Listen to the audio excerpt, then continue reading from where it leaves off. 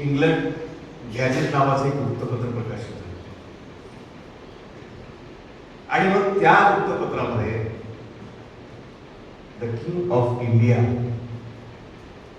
या ठळक मसुद्याखाली छत्रपती शिवाजी महाराजांचा जागतिक पटलावरचा लौकिक या देशासमोर आणण्याचं काम त्या वर्तमानपत्राने केलं. असं जागतिक दर्जाचं ज्याला आपण आयडियल म्हणतो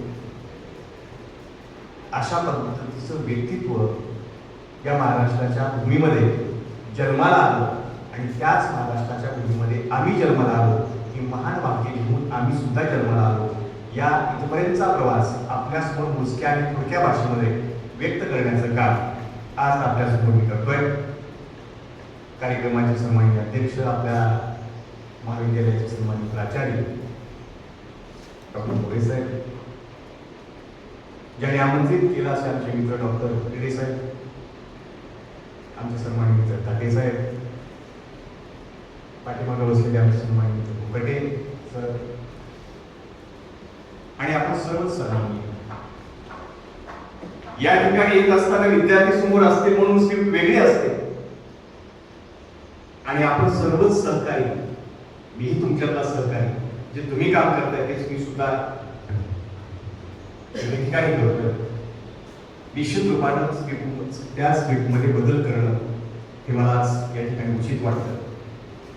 विद्यार्थ्यांना सांगणं आणि जे लोक विद्यार्थ्यांना सांगणार आहेत त्यांना सांगणं याच्यामध्ये निश्चित रूपानं फरक आहे.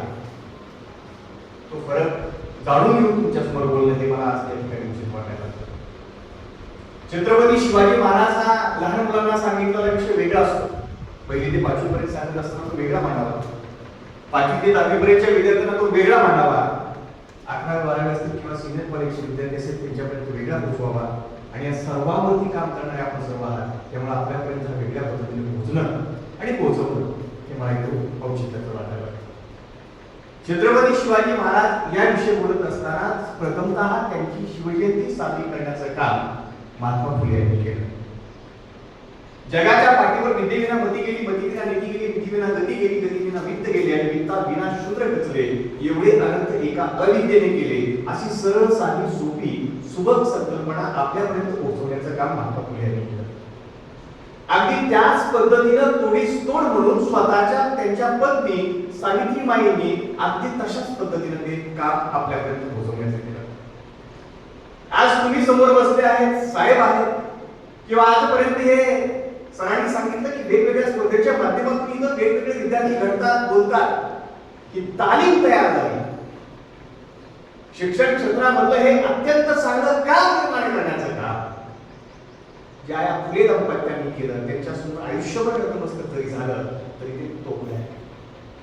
आज कधीतरी त्यांचे डोळे उसने घेऊन आम्ही आज आमची मुलं, आमचे विद्यार्थी कुठेतरी मोठमोठे पराक्रम करतात, मोठमोठ्या पदावरती पोहोचतात.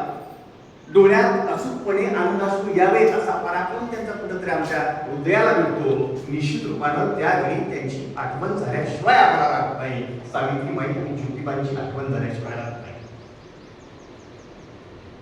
शिक्षणाचा कुठेही संदर्भ नसताना अख्खं आयुष्य हातामध्ये डब घेऊन रशियापर्यंत छत्रपती शिवाजी महाराजांचे पोवाडे पोहोचले पाहिजे.